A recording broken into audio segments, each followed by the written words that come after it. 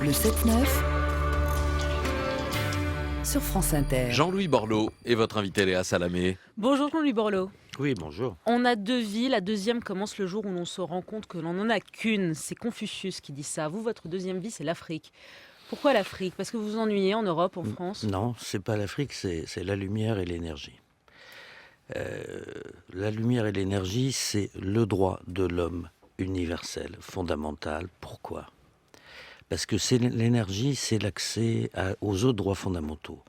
Le droit à l'éducation, le droit à la santé, le droit à l'accès à l'eau, notamment l'eau potable, le droit à l'emploi, le droit à l'autosuffisance alimentaire. Pour exercer tous ces droits-là de l'humanité, vous avez un dénominateur commun, c'est l'eau, c'est l'énergie, l'électricité. Voilà. Ça, c'est le droit. Votre grand projet, c'est il n'est pas d'électrifier. imaginable qu'il y ait des parties du monde qui n'aient pas d'accès à l'électricité. Alors, il y a juste à côté de chez nous un continent, l'Afrique, 1,1 milliard d'habitants, 700 millions de personnes qui n'ont pas d'accès à l'électricité et à la lumière. Et c'est votre grand combat. Oui, alors l'Afrique et les autres, Haïti, mais Ouais. c'est vrai que c'est l'Afrique. En fait, ce qui est terrifiant dans cette histoire, c'est qu'on sait très bien que lorsque vous avez 800 millions de portables en plus, on assiste à un nomadisme invraisemblable. La jeunesse d'Afrique est partie vers les points de lumière, des ports africains éclairés, des capitales éclairées, mais évidemment la péninsule arabique, évidemment une petite partie de l'Inde, évidemment l'Europe. Vous dites si on leur met la lumière, ils resteront là où ils sont. Parce que vous C'est ce que connaissez vous des dites. gens qui ont vraiment envie de partir de chez eux comme ça. Le réfugié climatique, le jeune qui va vers la lumière, qui va vers une forme d'avenir, c'est le même. Moi, je ne sais pas le différencier. Comment pouvons-nous considérer que nous avons à côté de nous, à 12 ou 14 kilomètres, selon la façon de compter, un continent qui est dans ce bouillonnement et qu'on continue à s'occuper juste de nos petites affaires. D'autant que le plus horripilant, c'est que mettre, excusez-moi, l'électricité, il n'y a rien de plus bête à faire. Je veux dire, technologiquement, ça pose aucun problème. La Chine l'a fait, la Russie l'a Ouais, fait, sauf la qu'il faut France de l'a fait. il faut de l'argent. Les États, il faut de l'accord. il faut une organisation. Et donc, il faut un accord unanime des chefs d'État Que vous avez obtenu. africains Que vous avez obtenu, le Jean-Louis 15 Borloo. juin à l'unanimité. Je suis tous allé les voir en disant, écoutez, c'est faisable, c'est possible. Organisez-vous. Nous, on fera notre part de boulot de l'autre côté. Donc, l'instrument a été créé le 15 juin à Johannesburg.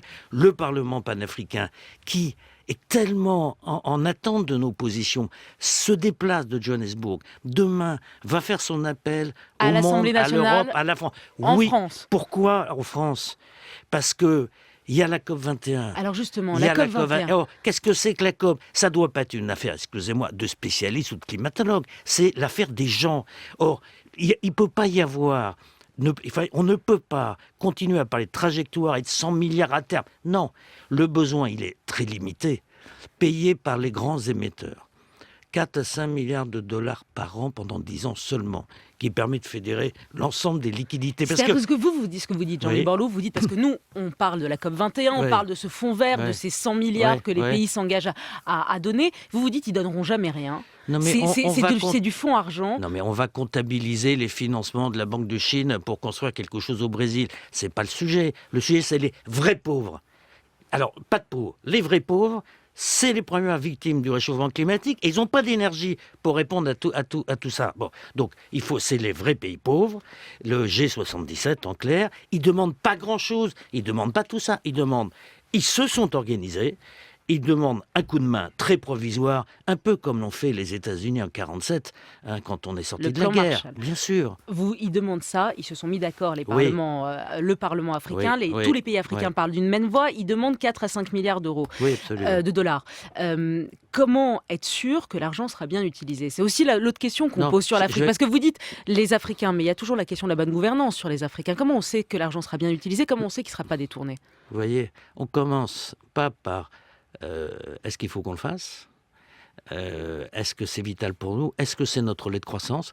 Est-ce que c'est notre risque majeur de confrontation? Parce que on parle de l'immigration, de guerre, des réfugiés de guerre, de Syrie aujourd'hui. Mais le vrai problème massif, c'est évidemment ce sujet-là. Donc, organisons-nous.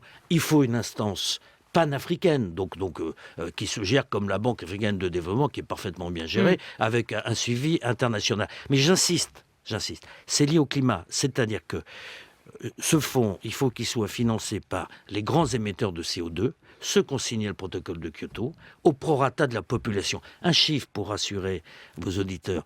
Pour l'Europe, la première année, ça représente 1,2 milliard. Moins que le fonds de développement européen qui n'est pas utilisé pour les projets africains. Donc c'est un problème d'organisation et de fléchage. Jean-Luc Borloo, François Hollande était à l'Assemblée générale des Nations Unies mi-septembre. À la tribune, il a appelé à donner plus à l'aide au développement, notamment pour l'Afrique. Il rentre à Paris, une semaine après, on apprend que le budget 2016 de la France prévoit une baisse de l'aide au développement. Est-ce que c'est normal ? Je ne commande pas l'actualité politique puisque j'essaie de fédérer. Bon, ce que je dis à tout le monde, y compris à Mais vous François parlez de Hollande. ouais. Attendez, à Jean-Claude Juncker. On fait le plan, on le fait pas. On le Ils fait. vous disent quoi ? D'accord. Eh bien, je pense qu'il va y avoir une réunion en début de semaine prochaine qui va décider. Il va y avoir un sommet à Malte dans 10 jours. Sommet Europe-Afrique. Comment traiter le problème des migrations à l'origine ? Le mot énergie n'est même pas dans le document. Donc je dis, attendez, on ne va pas recommencer à faire des déclarations. Le 1,8 milliard prévu, vous le mettez dans l'agence faite par les Africains. C'est un plan fait par les Africains pour les Africains. Donc on le fait, on le fait pas. Moi, je ne dis pas qu'on ne peut pas modifier tel ou tel point. La question centrale, stratégique de l'avenir de l'Europe, de la Donc paix en Europe. plus important encore que la COP21, ce que vous dites, Mais il faut que ça soit juste attendez, il faut que ça soit décidé par les chefs, ceux avant, et applaudi par la COP21. Il faut que ça soit le résultat tangible et concret. Les grands débats, 2, 3 degrés, 3,5, clause de revoyure, clause de révision, trajectoire, inclusif, je connais tous les mots. Non mais c'est formidable comme mobilisation. Mais c'est pas là que ça se décide. Ça se décide avant par les chefs. Jean-Luc Borloo, une question avant de vous laisser partir. Le député du Nord, que vous avez été dans une autre vie, rappelez-vous, il y a quelques mois, quelques années, est-ce qu'il s'inquiète de voir Marine Le Pen prendre la région ? Je vous ai dit que depuis que j'avais renoncé à mes mandats et depuis que je suis lancé dans cette opération qui me paraît vitale, je ne commentais pas ni celle-là, ni aucun sujet Le citoyen Borloo n'a pas de... Le citoyen Borloo a ses convictions personnelles. Là, le repli identitaire de l'Europe, je vous dis, les tourments identitaires de l'Europe. Eh bien, madame, répondre au populisme, c'est faire un grand projet sur la lumière. C'est la lumière qu'apporte la démocratie.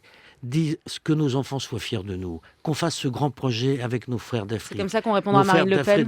Mais évidemment, mais c'est notre lait de croissance, c'est la paix. Mais en plus, ça a une gueule folle. Humainement, c'est formidable. C'est ça qui tuera le populisme.